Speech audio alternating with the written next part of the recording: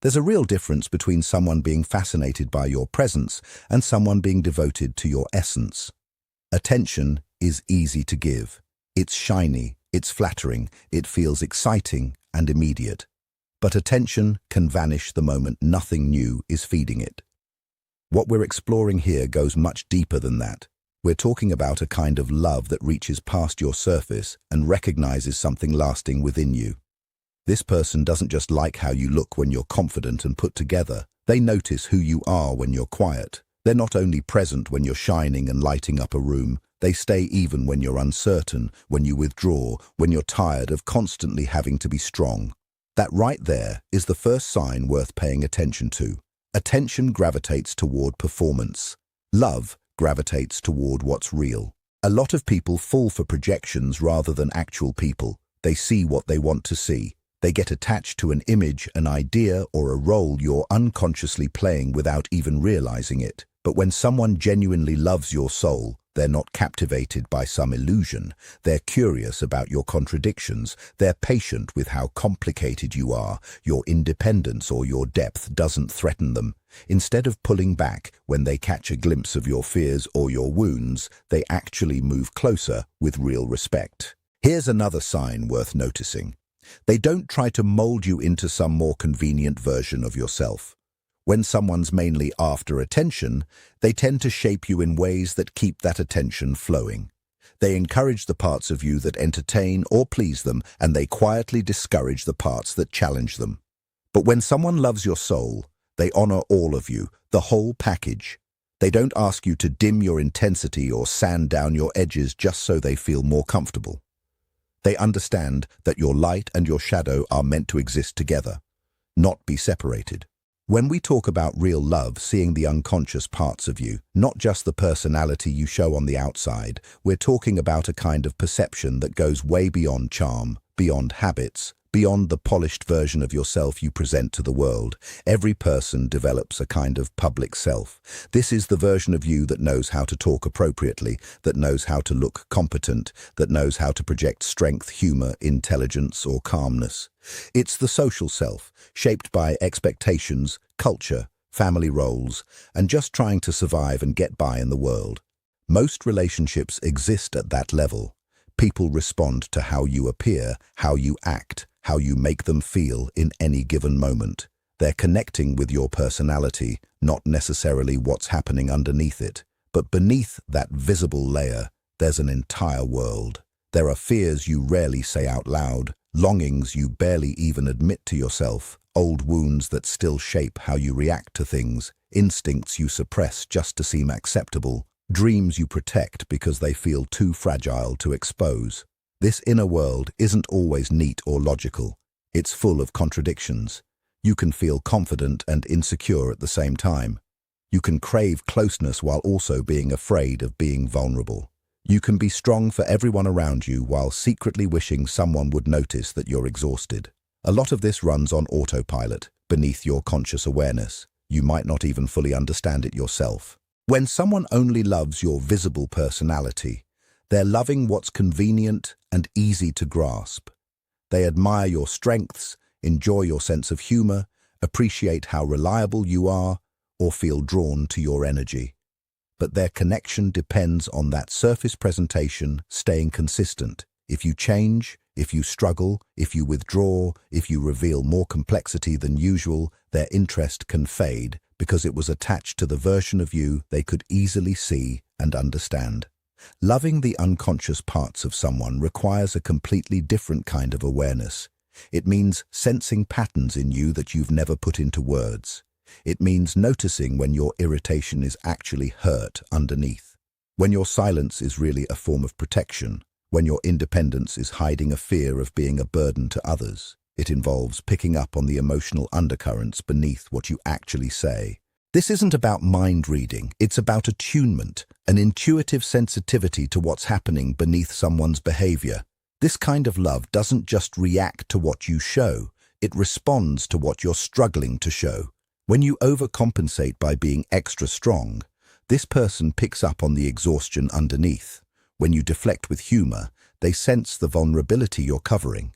When you pull away, they don't automatically assume rejection. They consider that maybe you're just overwhelmed.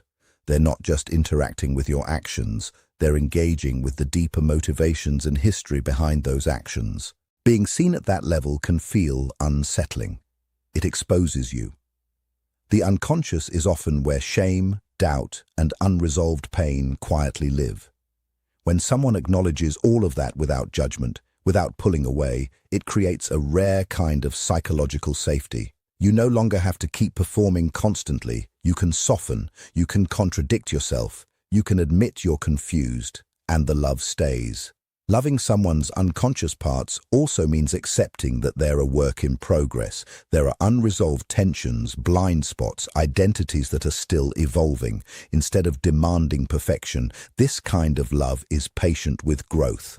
It doesn't reduce you down to your coping mechanisms or your mistakes. It sees those things as expressions of something deeper, something that deserves understanding rather than judgment. In a connection like this, intimacy becomes something that actually changes you. You start understanding yourself more clearly because someone else has reflected back pieces of you that you'd ignored or buried.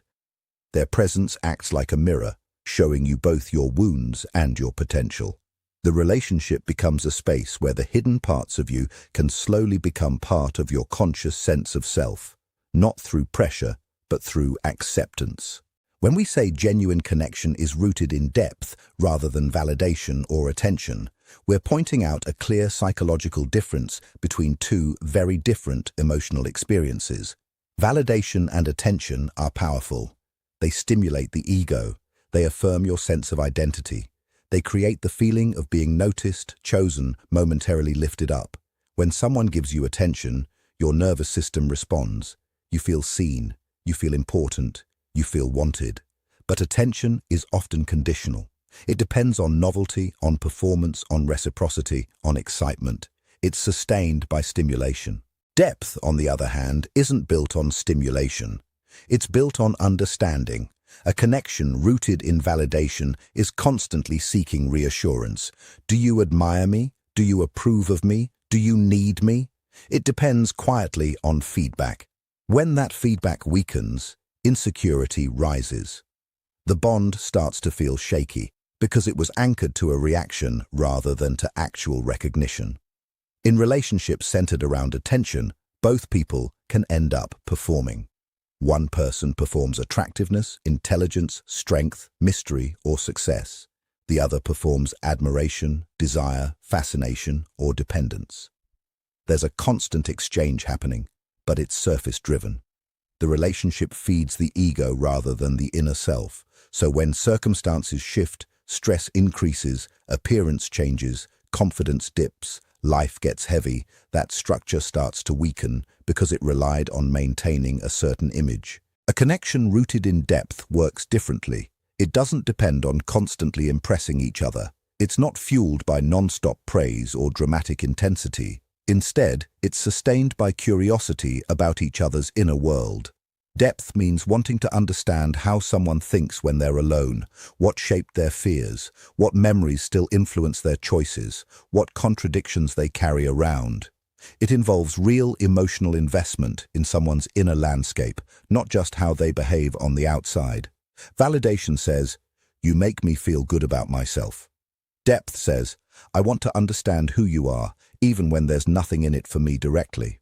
Attention often craves an immediate emotional payoff. Depth can tolerate discomfort. It's willing to sit in silence, confusion, or complexity without needing instant reassurance. When a connection is built on validation, conflict feels threatening because it disrupts approval. Disagreement can feel like rejection. But when a connection is built on depth, conflict becomes informative. It reveals differences in perspective, history, and emotional triggers. Instead of destabilizing the relationship, it can actually strengthen it because both people are interested in understanding each other, not winning an argument. Relationships built on attention often feel intense right from the start. There's chemistry, constant communication, anticipation. But intensity isn't the same thing as intimacy. Intensity spikes and fades. Depth builds slowly. It forms through shared vulnerability, consistent presence, and emotional honesty. It develops when two people let each other witness uncertainty, imperfection, and growth. Another difference shows up in motivation. If someone is mainly attached to validation, they might unconsciously seek out partners who admire them or depend on them. The relationship becomes a mirror, reflecting back the image they want of themselves. But when someone is seeking depth, they're less concerned with how the relationship boosts their status or ego. They're more focused on mutual growth, emotional safety, and being real with each other. Depth also allows room for individuality. Because the bond isn't held together by constant affirmation, there's space for independence. Each person can pursue their own growth without fearing they'll be abandoned. The connection doesn't need constant proof of loyalty through attention. It's stabilized by trust and understanding, not by how often praise is given. In a connection rooted in depth, silence doesn't mean disinterest. Space doesn't mean detachment. The bond isn't measured by how loudly affection gets expressed, but by how consistently presence shows up, especially during the quiet, unremarkable moments. When we say true affection embraces both your light and your shadow, we're acknowledging that every person carries duality within them. The light represents the qualities that are socially rewarded and easy to admire: kindness, intelligence, humor, generosity, resilience, ambition. These are the traits you feel comfortable showing. They earn approval. They make you feel capable and worthy. Most people are drawn to these parts of you because they're pleasant, inspiring, affirming. The shadow, though, is more complicated. It's made up of the traits, impulses, fears, and emotions you've learned to hide, suppress, or deny. It might include jealousy, insecurity, anger, selfishness, envy, neediness, vulnerability. It can also hold unlived potential, boldness you were discouraged from showing, creativity you doubted, desires you judged as unrealistic. The shadow isn't inherently bad. It's simply the part of you that's been pushed out of conscious view. In a lot of relationships, affection mostly flows toward the light. Someone might love how supportive you are, how driven you are, how calm you seem under pressure. But when the shadow shows up, when you're anxious instead of confident, reactive instead of composed, uncertain instead of decisive, the dynamic shifts. If that affection was conditional to begin with, it starts to pull back. You might feel a quiet pressure to return to your brighter traits as quickly as possible. Over time, this creates a kind of emotional fragmentation. You start believing that only certain parts of you are worthy of love. True affection doesn't deny that the shadow exists. It actually expects it. It understands that maturity includes contradiction. When you get irritable because you're overwhelmed, true affection looks underneath the irritation instead of just labeling you as difficult. When you admit to feeling insecure, it doesn't read that as weakness. When you sit with uncomfortable emotions, it doesn't retreat in fear. It stays present with you. Embracing the shadow doesn't mean celebrating harmful behavior or ignoring boundaries. It means being able to tell the difference between someone's core self and their temporary reactions. It means recognizing that anger might be hiding hurt, that defensiveness might be hiding fear, that withdrawal might be hiding exhaustion. Instead of just reacting to the surface behavior, true affection stays curious about what caused it.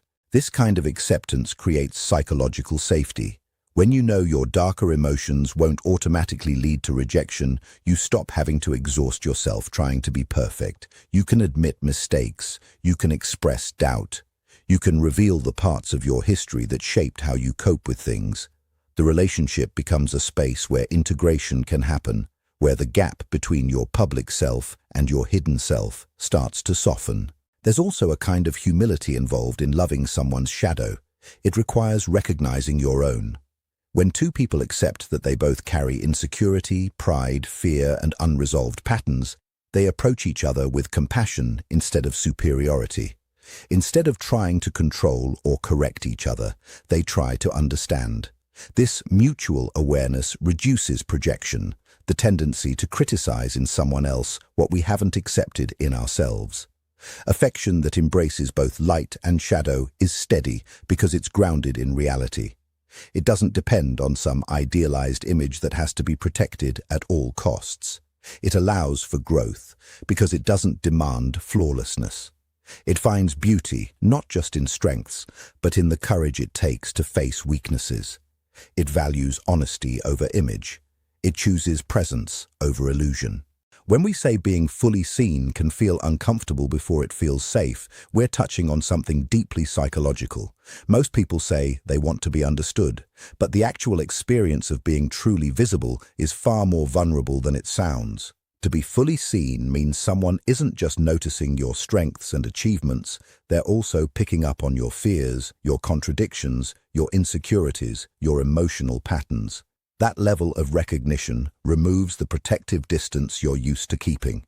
From early on in life, people learn how to manage how they're perceived. You figure out which traits get approval and which ones invite criticism or rejection. Gradually, you refine a version of yourself that feels acceptable. This social self becomes automatic.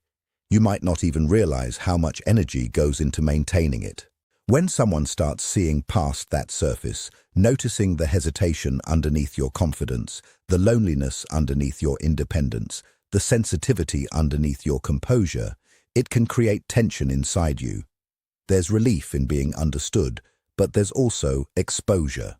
The discomfort comes from the fact that being seen threatens your sense of control. When you're only partly known, you can control the narrative. You decide what to show and what to hide. You manage how people interpret you. But when someone intuitively picks up on things you never carefully presented, you lose some of that control. It can feel destabilizing. You might wonder if they'll judge what they see. You might instinctively pull back, deflect with humor, change the subject, or downplay how you're feeling. There's also fear rooted in past experiences. If being vulnerable once led to criticism, betrayal, or being dismissed, your nervous system links exposure with danger. So when someone perceptive says something that touches on a hidden part of you, your body might react before your mind even processes it. You might feel sudden defensiveness or an urge to retreat. That doesn't mean you're rejecting the connection. It just means your internal defenses got triggered. Another reason full visibility feels uncomfortable is that it confronts self-deception. A lot of people maintain certain stories about themselves to feel stable. You might tell yourself you're unaffected by certain things, that you don't need support, that you're always rational. When someone gently reflects back patterns that contradict those stories, it challenges your self-image. Growth often starts with that kind of discomfort. Awareness disrupts familiar illusions, but when the person who sees you responds with steadiness instead of judgment, the whole experience slowly transforms. If they don't use your vulnerability against you, don't mock your insecurities, and don't pull away when you reveal complexity, your nervous system starts to recalibrate. The discomfort shifts into safety. You start to realize that being known doesn't automatically lead to rejection. Over time, repeated experiences of safe visibility build trust. You test the connection by sharing small truths, then deeper ones. Each time the acceptance stays consistent, your internal defenses soften a little more. What once felt threatening starts to feel grounding. Instead of performing strength, you allow yourself to admit confusion. Instead of hiding sadness, you express it.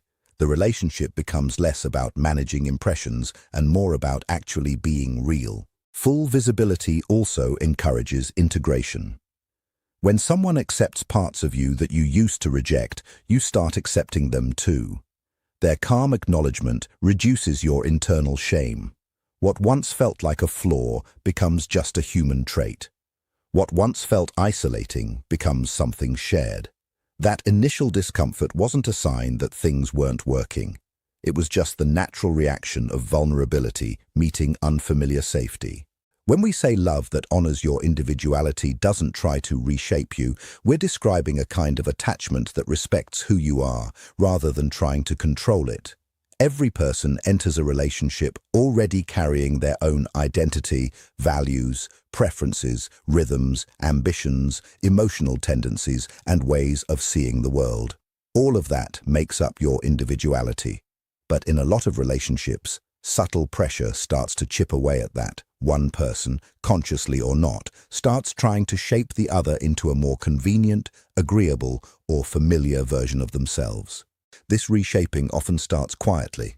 It might show up as suggestions framed as improvements. Dress differently, speak more softly, be less intense, be more social, be less emotional, go after safer goals. None of these requests seem extreme on their own, but over time they send a deeper message. Who you are doesn't quite line up with what's wanted. When love becomes conditional on you adjusting yourself, being authentic starts to feel risky. You begin monitoring yourself, editing your impulses before you even express them. Love that honors individuality comes from a completely different place. It doesn't see difference as a threat. It doesn't experience your independence as rejection. Instead of asking you to conform, it gets curious about why you are the way you are.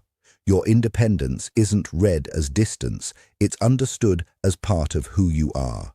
Your intensity isn't labeled as too much, it's recognized as depth. Even when preferences differ, respect stays intact. This kind of love acknowledges that growth is natural, but it knows the difference between evolution and erasure.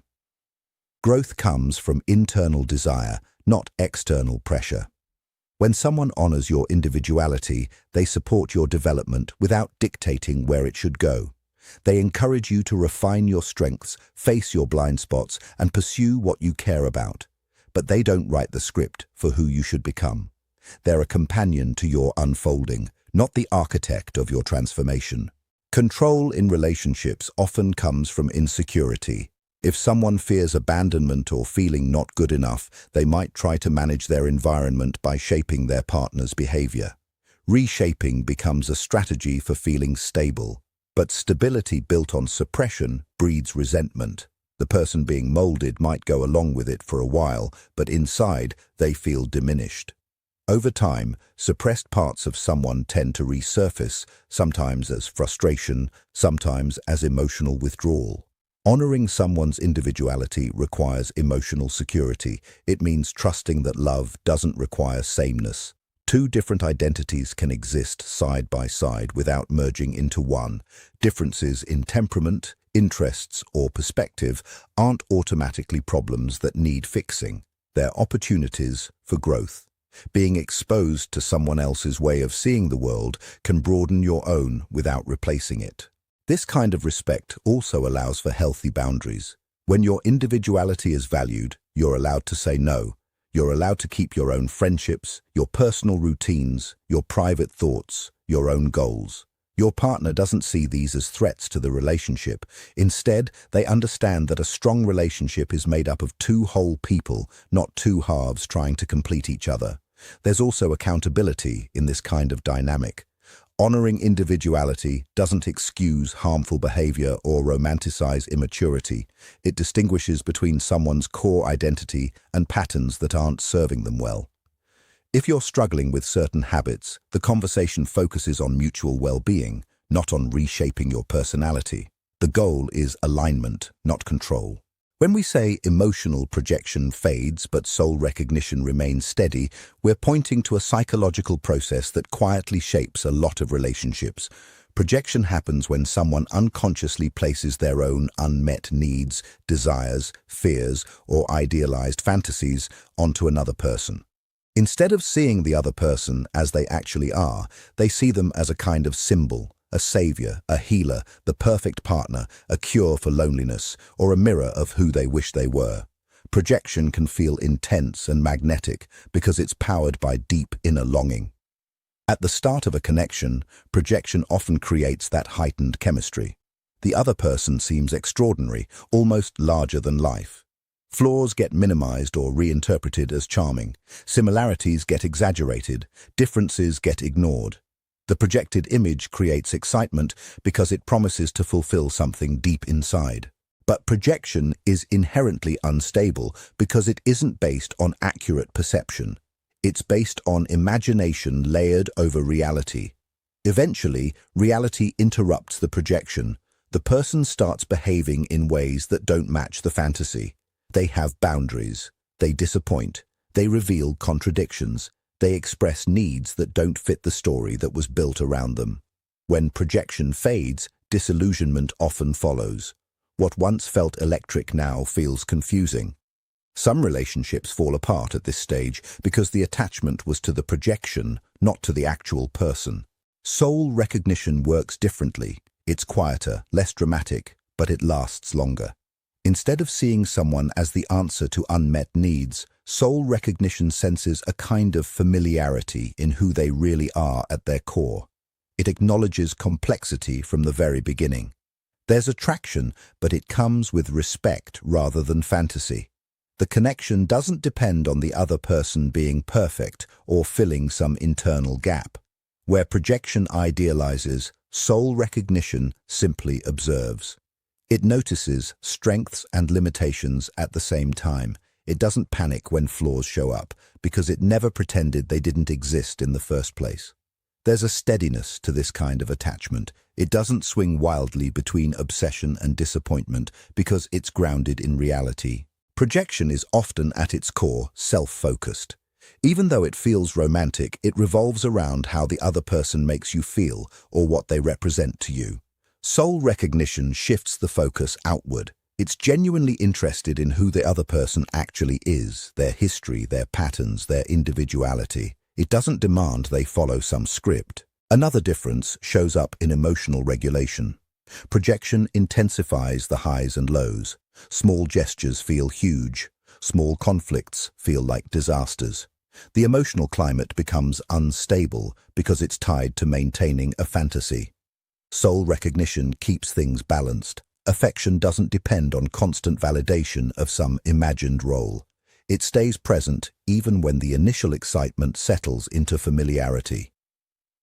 When projection fades, some people mistake that loss of intensity for a loss of love.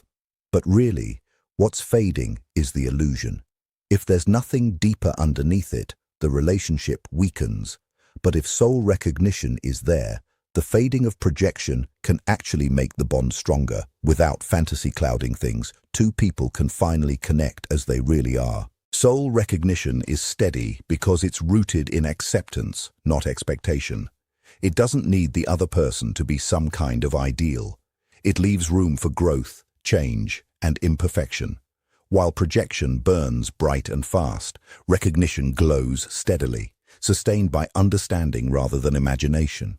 When you put all of this together, the pattern becomes pretty clear. Attention can be loud, projection can be intense, validation can feel electric in the moment, but none of those things on their own are the same as being truly loved. Real love is quieter than all of that. It's the kind of love that stays when things get messy, that sees your shadow and doesn't flinch, that wants to understand you rather than just enjoy you, and that lets you be fully yourself without needing you to become something else. That's the kind of connection that lasts, not because it's the most exciting thing in the room, but because it's real, and it's steady, and it's there even in the quiet moments that nobody else is watching.